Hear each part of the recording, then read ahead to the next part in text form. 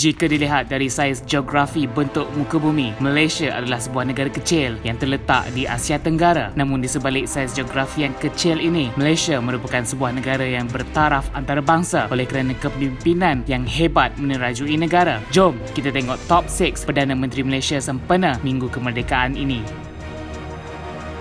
Tan Sri Muhyiddin Yassin adalah Perdana Menteri Malaysia ke-8. Beliau menghabiskan hampir seluruh 100 hari pertamanya mengendalikan krisis coronavirus, termasuk cuba menangkis usul menguji sokongan ahli parlimen terhadap beliau oleh pengerusi partinya sendiri, Tun Dr. Mahathir Mohamad. Sejak Perintah Kawalan Pergerakan PKP, Tan Sri Muhyiddin Yassin sering tampil secara langsung di semua platform media, termasuk media sosial, bercakap mengenai perancangan dan pelaksanaan terkini yang akan dibuat kerajaan yang dilihat cuba menambat hati rakyat, termasuk menggunakan analogi penjual pisang goreng bernama Makcik Kiah.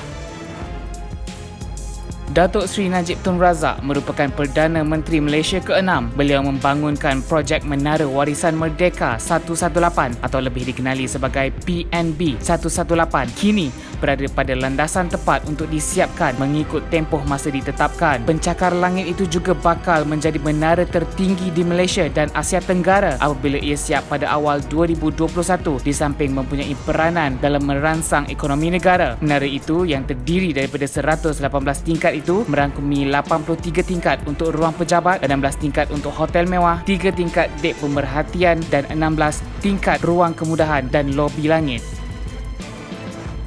Tun Dr. Mahathir Mohamad merupakan Perdana Menteri Malaysia ke-4 dan menjadi Perdana Menteri pertama yang menyandang jawatan yang sama, menjadikan dia Perdana Menteri Malaysia ke-7. Menara berkembar Petronas KLCC menjadi kebanggaan rakyat Malaysia. Cetusan idea dari Perdana Menteri ke-4 itu, Tun Dr. Mahathir Mohamad masih tegak berdiri megah di tengah Kuala Lumpur dan menjadi mercu tanda bagi Malaysia di mata dunia. Lapangan terbang antarabangsa Kuala Lumpur KLIA dan juga Putrajaya juga merupakan kebanggaan Malaysia yang diterajui oleh beliau.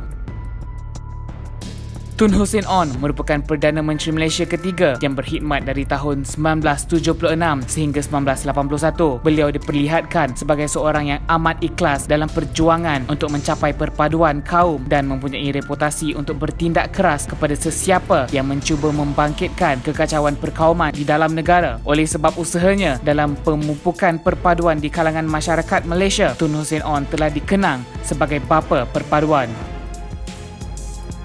Tun Abdul Razak merupakan Perdana Menteri Malaysia kedua yang berkhidmat dari tahun 1970 sehingga 1976. Beliau terkenal dalam pelancaran dasar ekonomi baru DEB 1971 yang bertujuan untuk mengatasi masalah dalam ekonomi dan sosial yang telah membangkitkan antagonisme perkauman dalam kalangan masyarakat Malaysia yang pelbagai kaum. Selepas kematiannya, beliau telah dikenang sebagai bapa pembangunan.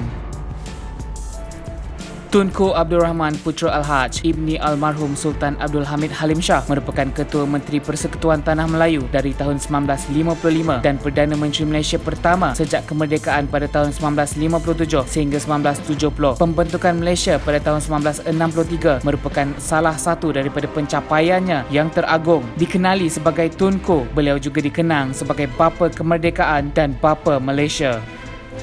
Sebagai rakyat Malaysia, kita perlu berbangga adanya mereka yang sudah pun mengangkat Malaysia ke mata dunia dan menjadikan Malaysia satu negara yang bertaraf antarabangsa. Kibarkan jalur gemilang sebagaimana bangganya kita mempunyai Perdana Menteri Malaysia yang berkaliber ini. Malaysia prihatin, rakyat dipimpin. Terima kasih Perdana Menteri Malaysia.